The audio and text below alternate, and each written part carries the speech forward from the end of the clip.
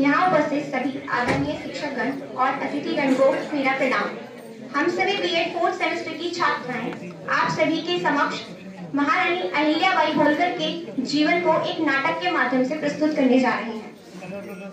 1720 दशक का भारत, जब तमाम विदेशी ताकतों की चपेट में जूझ रही थी सोने की चिड़िया कही जाने वाली हमारी मातृभूमि, आक्रांताओं की क्रूरता और बर्बरता से लोगों के मन में अशांति बढ़ रही थी। तब महाराष्ट्र के एक छोटे से गांव में एक स्वामी के यहाँ जन्म लेती है एक प्यारी सी बालिका अहिल्या। लेकिन किसे पता था कि बचपन से ही अपने चुलबुले अंदाज में अपने प्रश्नों से हैरान कर देने वाली यह बच्ची एक दिन इतिहास रचने वाली है। आइए देखते हैं कैसे छोटी सी अहिल्या ने एक नए परिवर्तन की शुरुआत की।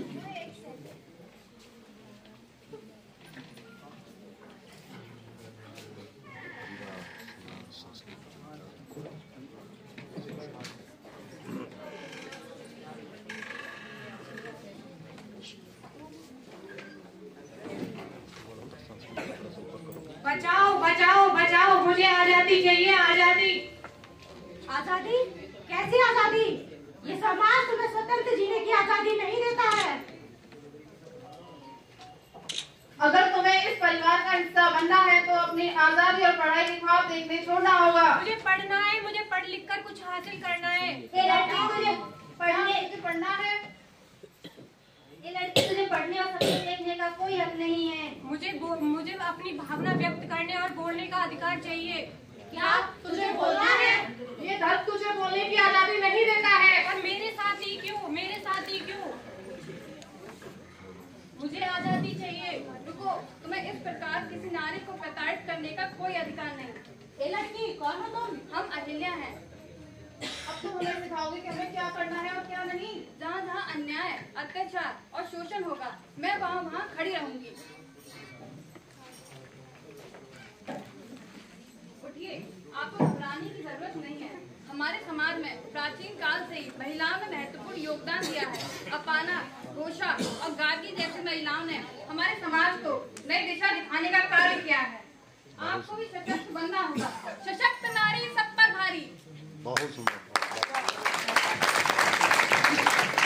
तो देखा आप सभी ने कैसे छोटी सी उम्र से ही अहिल्या ने कुरीतियों के खिलाफ आवाज उठाना शुरू कर दी और नारी को बताया कि कोमल है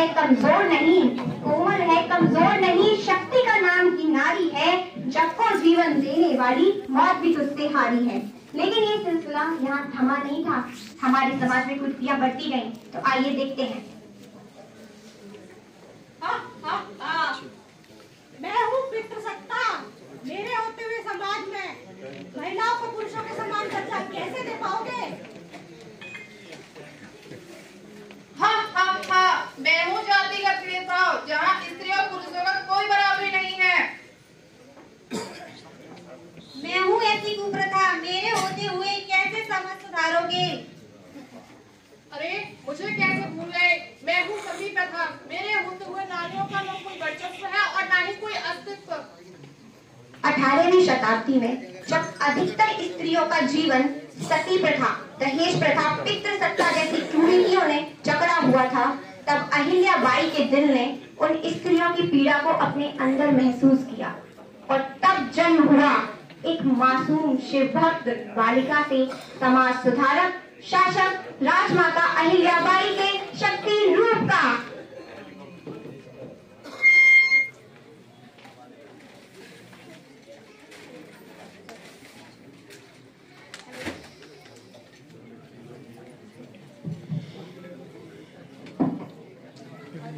हेलो, तो ये थी हम सबकी ओर से महारानी अहिल्याबाई को एक छोटी सी नाट्य प्रस्तुति।